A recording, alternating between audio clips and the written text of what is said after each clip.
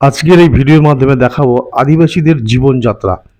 তাই আমি রওনা দিয়েছি বীরভূমের একটি ছোট্ট আদিবাসী গ্রাম লাভপুরের ইন্দাস গ্রাম পঞ্চায়েতের অন্তর্গত সেকেরডাঙ্গা। সেই সেকেরডাঙ্গা গ্রামে আমি প্রবেশ করেছি। তাদের জীবন জীবিকা তুলে ধরার চেষ্টা করবো এই ভিডিওর মাধ্যমে। আপনারা সঙ্গে থাকুন, ভিডিওটি প্রথম থেকে শেষ পর্যন্ত দেখুন।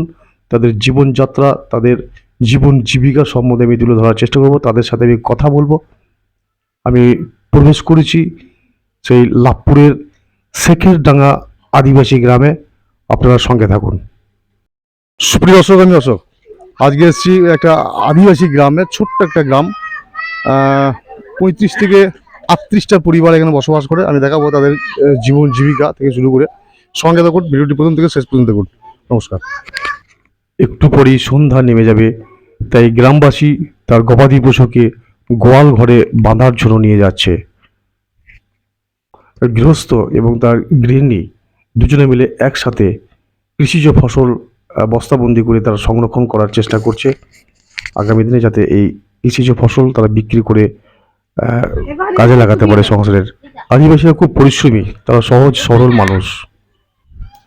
বিকালে শিশুরা আপন মনে তারা খেলা করছে। গ্রামী এক চিলতে ফাঁকা মাঠ, সবুজ মাঠ, সেই মাঠে সবুজ শিশুরা আপন মনে তারা খেলা করছে।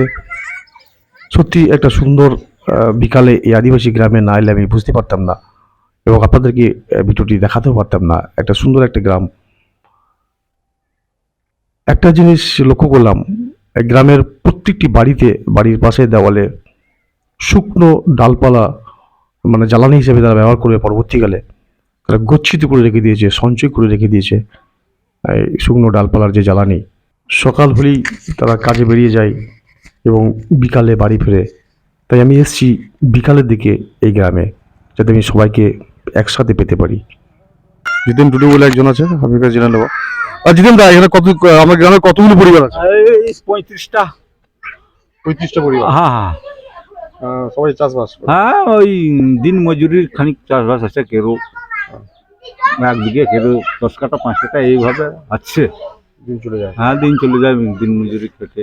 লেখাপড়া সব? লেখাপড়া কেউ 4 6 5 এমনি করে পড়ে। প্রত্যেকটি ছেলে স্কুল যায়? হ্যাঁ, প্রতিটি ছেলে স্কুল যায়, হচ্ছে। হ্যাঁ, ওকে না, ওকে ওই তো সূর্য এসেছিল। বাবু, তোমার নাম কি? নাম কি? কি নাম?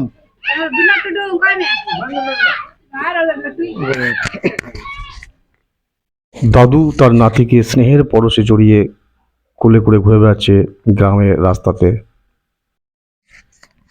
বাড়িগুলো অধিকাংশই মাটির বাড়ি, কোনোটা টিনের ছাউনি বা কোনোটায় খড়ের ছাউনি।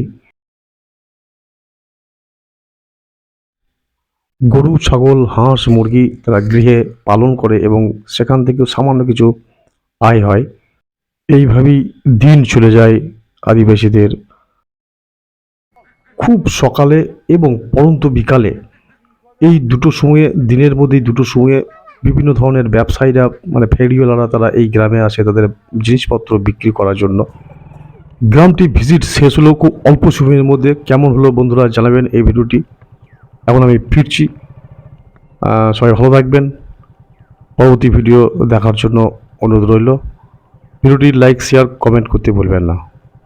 নমস্কার, সবাই ভালো থাকবেন।